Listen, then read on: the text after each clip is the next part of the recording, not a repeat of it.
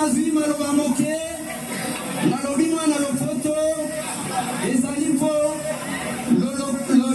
langue ezali oyo biso tosalelaka mingi na mosala mpona koloba ete bino ndenge bomikokisi koyamba bapaya ezali président na biso ya Union des Patriotes Congolais pour la Réconciliation nde ako-introduire mopaya na biso mpo asolola na bino.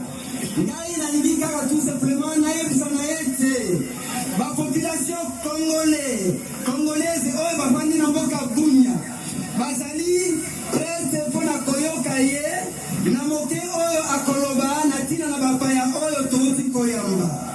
Elingi koloba boye lokola tozwi bageni presidenti yetu Thomas Lubanga ye peke ata mupresente ke shiba population congolaise ya mngini yetu Bunia tuko tayari na kusikia hii bageni yetu banakuya ne kutoka Goma namuna tiko yeko presidenti yetu.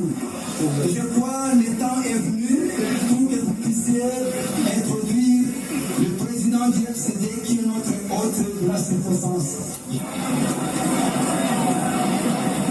Wakongomani ya Ituri, jambo kwenu. Jambo tena. Sitapata sauti ya sehemu ya huko. Jambo kwenu. Unaona nyekundu? Jina yake askari mmoja jina yake ni Papi, ukasikia kama anakufa halafu Ituri mzima mkufe na Wakongomani wote wa Ituri. Tabaki apresente delegation ya kwake. Nawaza tutaendelea kukuja nao pamoja kwa sababu pakeshi sisi tulikamata organisation ya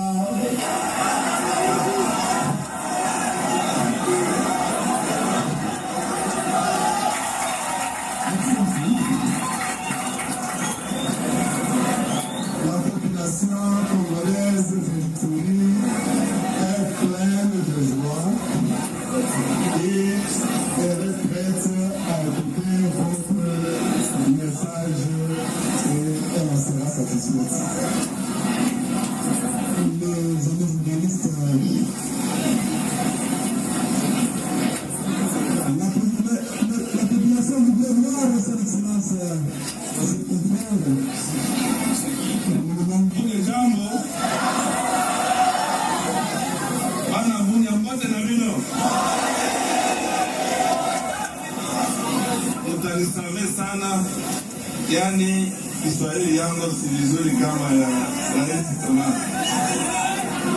lakini tutajaribu kuzungumza. Kitu ya kwanza naomba kwa watu wote tusimame dakika moja kwa kukumbuka kama kulikuwa wandugu zetu wenye waliuawa, yani ni Mwema, mwingine ni Mlendo, kabla hatujaanza mazungumzo, ya kwamba watu wanaishi na weko wazima, hata angalau maisha si kama nchi ingekuwa na amani na maendeleo. Taanga na kuwapresente delegation kubwa yenye tumekuja nao leo, kwa kuwa tupate kujionea jinsi president ametoka kuongea kwa macho na kuona macho yenu, tuwe watu ambao wataweza kufasiria wengine yenye tunaona Bunia. Na tulikuwa na delegation kubwa ya wajurnalisti wa pasabara wa BBC, Reuters, Associated Press, RTNC, Goma na Okapi, na kuwa wenyewe wanaandika magazeti prive. Ni kuonesha ya kwamba ikawa tunataka amani, ni vizuri tuyazungumzie na watu waonesha kweli kama IPC imefanya kazi ya kupasifie Ituri, ya kupasifie Bunia, na tushukuru hiyo kazi na tuoneshe kweli kama sawa vile majeshi ya kigeni ya maisha zingine zimetoka, watu wa Bunia na Wakongomani tupate kujitawala sisi wenyewe. Mugolimu sangai mukeza mloga milele.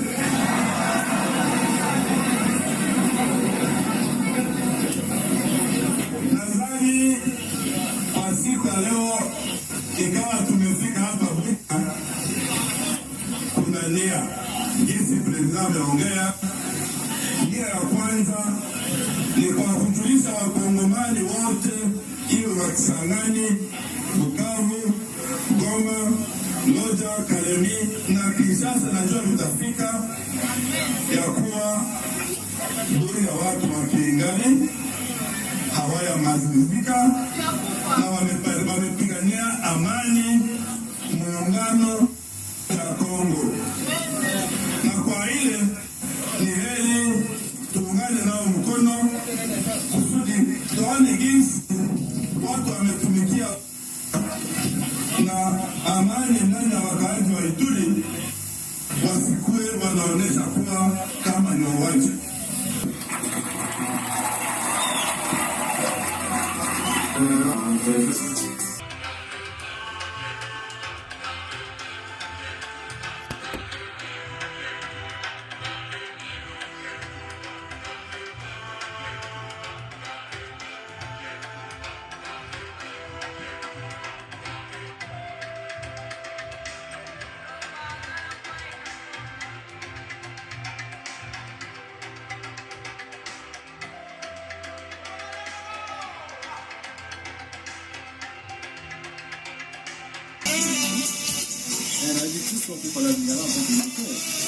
Lingala, Kiswahili, Kiruga,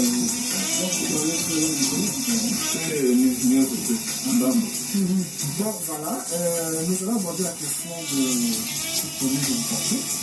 Mais je préférerais parler en français.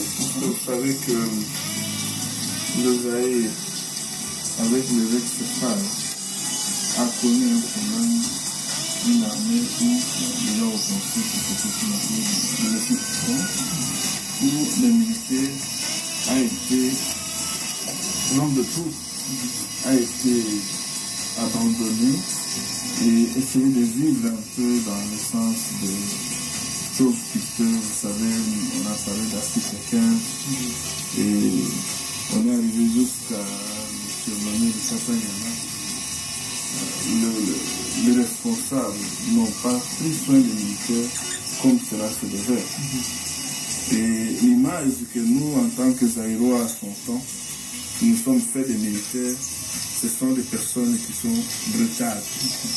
Et ici, essayer d'humaniser et de faire voir l'autre aspect du militaire, un homme comme tout autre, avec le même sentiment, et qui a besoin d'être encadré puisqu'il n'a pas d'autre moyen de vivre que d'être pris en charge dans l'armée. À ce moment-là, on peut parler le Kiswahili, vous savez, déjà on constate de la brutalité avec le Lingala, et tous les souvenirs de toute mémoire. Donc, tous ces aspects-là étant, je suis à l'aise de parler en Kiswahili, en Lingala, en Kiriba, en Antitela, pour ceux qui le comprennent. Et faire voir au Congolais qu'un militaire, c'est quelqu'un qui a tous les sentiments, avec toutes les facultés de la vie qui sont normales. On a vu l'attitude de toute façon de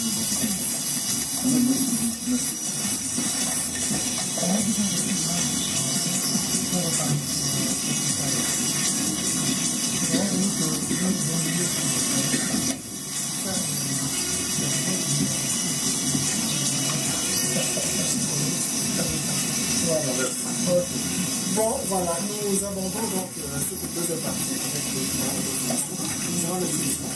alors, moi, ça fait bien aussi, monsieur le général. C'est ça. Donc, Étant donné que nous avons passé sur le directeur général, vous êtes encore considéré comme, excusez-moi le terme, qui est complètement reconnu, des rebelles. Est-ce que vous avez, vous êtes dans la légalité de vous octroyer des galons en tant que général et tout ça? Est-ce que c'est légal? Je crois dans l'ignorance. Oui, dans toute organisation de combattants de liberté que le monde a connu, les gens se sont octroyés des armes en respectant les principes. Et la commission qui a été mise en place pour pouvoir étudier les grades à octroyer à nos militaires a travaillé de la manière la plus professionnelle qui a existé.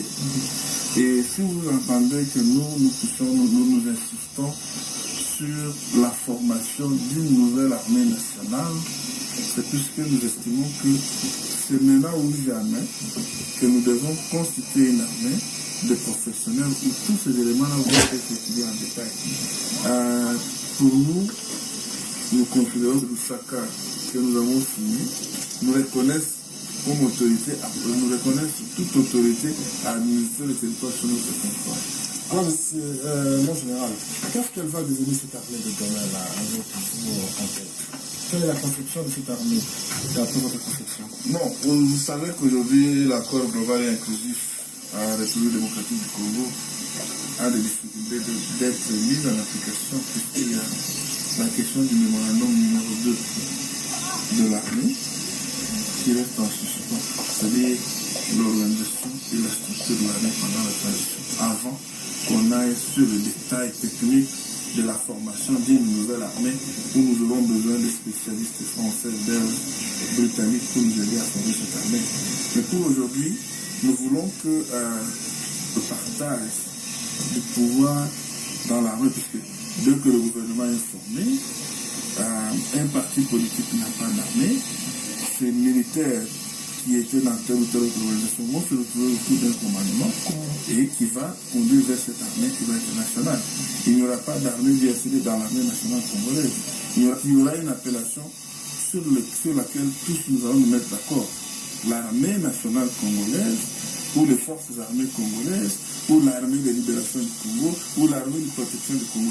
Tout ça, ce sont des détails qui vont venir. Mais dans un premier temps, il faut que chaque organisation puisse se trouver dans cette structure. Avant de passer la parole à Dr. Mpolo, j'aimerais, parce qu'on parlait d'appellation en général, là, je ne vois pas qu'il y a une certaine confusion. À Kinshasa, on l'appelle forces armées congolaises. Ici, on l'appelle armée nationale congolaise. Et déjà qu'il y a un gouvernement inclusif et une nationale qui va être formé, est-ce qu'il n'y a pas un choc là? Non, il n'y a pas de choc.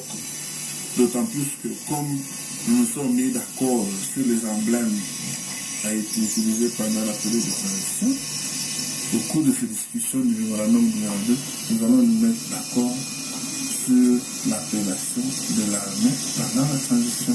C'est une question simple. C'est question d'harmoniser et d'uniformiser. Si c'est l'armée nationale congolaise qui avait été retenue, c'est le moment où le président Mobutu avait créé les forces que les divisions ont commencé.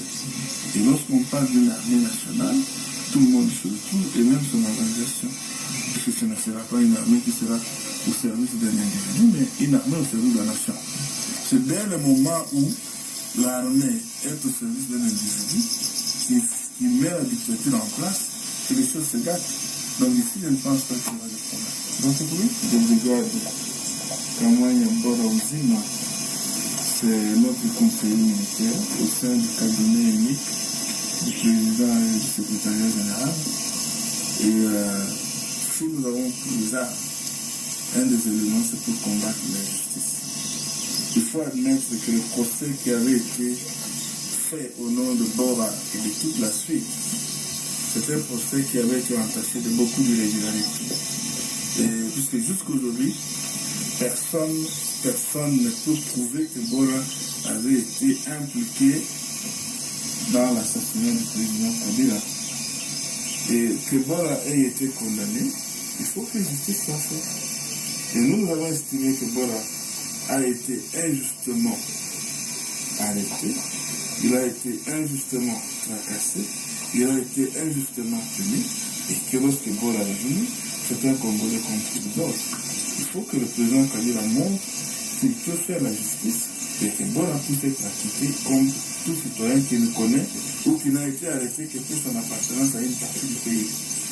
Donc nous croyons que la justice n'avait pas été bien faite et que le général Bora est innocent. Pour ce qui concerne le partage du pouvoir, je crois dans toutes les négociations, tout ne se dit pas ou tout ne se met pas à la place publique. Et il y a des choses que nous avons négociées avec le gouvernement et il y a des choses sur lesquelles tout a été écrit sur papier. Regardez le partage du pouvoir, ne regardez pas la force terrestre. Nous, en tant que Rassemblement Congolais pour la démocratie, au sein de ce partage du pouvoir, nous sommes les moins bien servis de tous. Au niveau de la vice-présidente de la République, le MLC a une vice-présidente, le gouvernement a une vice-présidente. Aujourd'hui, ils veulent veiller du bon matériel de leur obédience. Et nous nous retrouverons marginalisés. Or, les négociations, les accords, les négociations qui ont eu lieu, parlaient d'un vice-président qui serait de la vraie opposition. De la vraie opposition non armée et opposition telle que définie dans l'accord de l'État.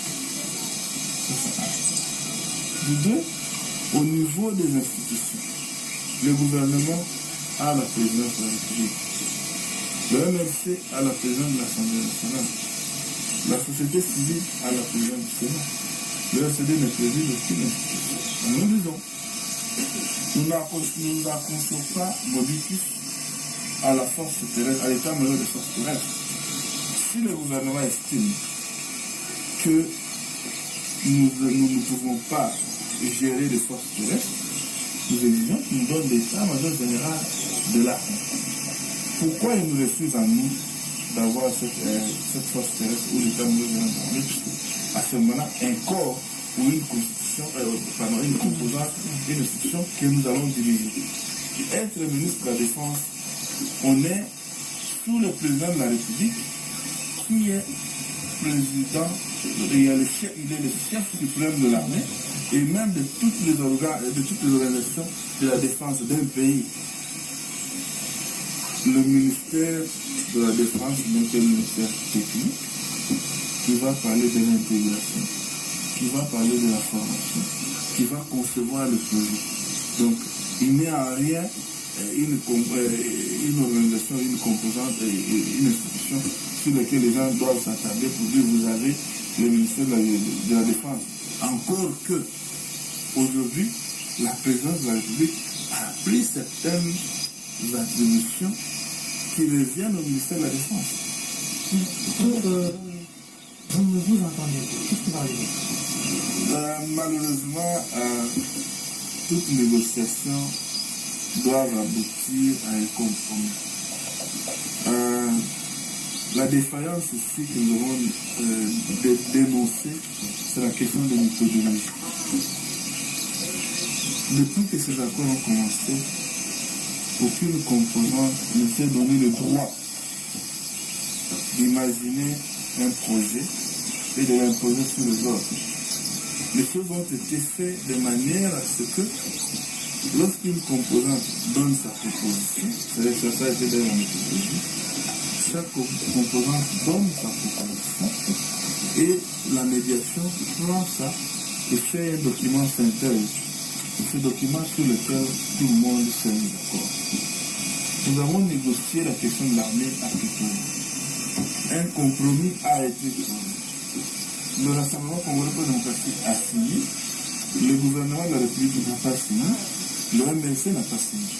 Si aujourd'hui on arrive à Kinshasa et que le gouvernement de Kinshasa dise que nous prenons l'état-major des forces terrestres, l'état-major des forces navales, l'état-major des forces aériennes, avec le chef d'état-major général, et qu'on donne des adjoints à 1, 2, 3, sur 10 raisons militaires, le gouvernement s'approprie 6, c'est-à-dire 60%, en donnant 2 au MLC, 1 au RCD, 1 au Maïmaï, et pourtant nous sommes présents dans 8 provinces en République démocratique du Congo. Nous estimons que c'est injuste et injustifié. Donc, puisque le sentiment que nous avons aujourd'hui, c'est de dire qu'il y a des généraux, des individus autour du pouvoir à Kinshasa qui estiment qu'ils doivent protéger leur position qu'ils ont aujourd'hui, donc ils ne doivent pas lâcher. C'est ainsi que nous faisons appel au président Kabila, que nous avons reconnu nous tous, à pouvoir user de son autorité sur sa composante pour qu'ils comprennent que tous les Congolais aujourd'hui ont droit au chapitre et qu'il faut qu'ils aient accès au partage de pouvoir avant la formation de l'armée nationale qui va être gérée pour l'intérêt du pays. Ce n'est pas la conclusion comme telle, mais j'aimerais évoquer une question qu'on avait discutée avec mon général lors de notre tenue l'année passée. Vous nous parliez des 40 millions dans effectifs militaires. Avez-vous toujours cet effectif actuellement? Parce que ça fait moins 8 mois qu'on fait séparer avec vous ici. Et si cet effectif est toujours 40 millions, enfin plus de 40 millions, avez-vous dit, est-ce que vous allez utiliser le même effectif à Kinshasa de l'armée nationale? Oui, Dans le fait de vous considérer comme une ministre. Non, nous voulons qu'on parle de la formation d'une nouvelle armée nationale. Les éléments de l'armée nationale congolaise du RCD vont être amenés, être mis ensemble avec les éléments de FAC, les éléments de l'ARC et les éléments d'identité comme le FCDMN et le Maïmaï. Maintenant, lorsqu'on va arriver à former l'armée, tous ces gens-là vont se retrouver et être déployés par la structure centrale qui est l'état-major général de l'armée. Donc, comme je l'ai dit, à ce moment-là, il n'y aura pas de l'armée de l'armée du RCD, mais ça sera l'armée du Congo. Les gens nés de crainte qu'il y a des milices, qui ce sont des Congolais, qui se retrouvent et qui veulent qu'il y ait la paix, qui ne se battent que pour la paix dans notre pays. Les premiers qui avions évoqué que lors de la formation de l'armée nationale congolaise, il faut que l'on fasse l'identification. C'est une armée nationale, une armée de Congolais, une armée qui doit protéger le peuple de ces deux. Bon, moi général, je ne sais pas ce qu'il y a un problème ici dans le Congo. Quelle est la réaction de Est-ce qu'il y a un pouvoir de se battre ici? Nous ne sommes pas l'Union des patriotes congolais, l'UPC, c'est notre ami, puisqu'on a estimé à son temps que les Congolais qui se retrouvent à l'Éthiopie ont besoin que le pays soit réunifié. Puisqu'après notre visite là-bas, nous avons senti que ce dont les Congolais avaient besoin, c'est de se retrouver dans le Congo comme cela a été par le passé. Et qu'il y avait des problèmes, il fallait aider, il fallait assister nos compatriotes. C'est ce que nous avons fait. Et lorsque le 6 mars, après le retrait des troupes ougandaises, les éléments de la police nationale congolaise qui avaient été envoyés par les gouvernements de Kinshasa à Bunia, certains se sont rendus, certains se sont réunis aujourd'hui. Nous avions trouvé qu'il était signé, pour nous en tant que Congolais, de signer des documents, comme si on se réjouissait des malheurs ou du malheur que les autres Congolais étaient en train de connaître. Et cela, nous soutenons toujours qu'il y ait la paix, qu'il y ait la réconciliation des peuples en Victorie et que le pays retrouve son unité et sa force. Alors, mon général, je pense que la paix communautaire, vous pouvez nous dire votre secret. Est-ce que vous avez accédé vraiment très rapidement jusqu'à l'être général? Quel a été votre secret? Je crois que le secret dans la vie d'un homme, c'est la discipline, c'est l'abnégation, avoir une décision et un idéal. Ça, ce sont les éléments sur lesquels chaque Congolais qui choisit de servir son pays le fasse. Ça, sans regarder dans ce qu'on met les dividendes à l'avance, c'est déjà un mauvais départ. Et nous disons, aujourd'hui, on va être fiers de mourir sous les drapeaux en tant que Congolais. Et cela a été notre rêve depuis que c'est pourquoi on est arrivé. Alors, nous allons bien sûr arrêter ce programme de l'excellence. Mais avant toute chose, mon général, nous commandons s'adresser aux Congolais. Je vous découvre aujourd'hui pour la deuxième chose. valider la foi dans l'évolution de notre programme Congolais. Vraiment, on aimerait que ce Congolais du Congo définisse un message fort. Oui, à tous les Congolais qui nous regardent aujourd'hui, nous leur disons d'abord de ne pas perdre espoir, puisqu'en tant qu'un peuple, nous devons avoir l'espoir et avoir la motivation d'arriver à un objectif, un idéal. Je dis ceci puisque je comprends que tout ce qui s'est fait, toutes les transformations qui ont lieu aujourd'hui ne sont faites que par des personnes qui ont une tête sur leurs deux épaules. Il faut beaucoup de volonté, avoir le goût du risque et que ceux qui choisissent de le faire, qu'ils le fassent sans voir ce qu'ils vont avoir en contrepartie. Puisque lorsque vous allez en vous posant la question de savoir qu'est-ce que nous allons avoir en contrepartie, c'est à ce moment-là que vous allez commettre beaucoup de gaffes. Ici, j'invite tous les Congolais à ne pas céder aux rumeurs, à ne pas céder aux radios-trottoirs, à pouvoir travailler pour que demain on ait une armée nationale qui va protéger tout le peuple, on ait un gouvernement qui va veiller au bien-être des populations et assurer une bonne éducation à la jeunesse qui est l'avenir du Congo du demain. Alors, merci mon général. Nous espérons que le Seigneur va vous bénir avec toutes les autres armées pour nous mériter de frapper des affaires.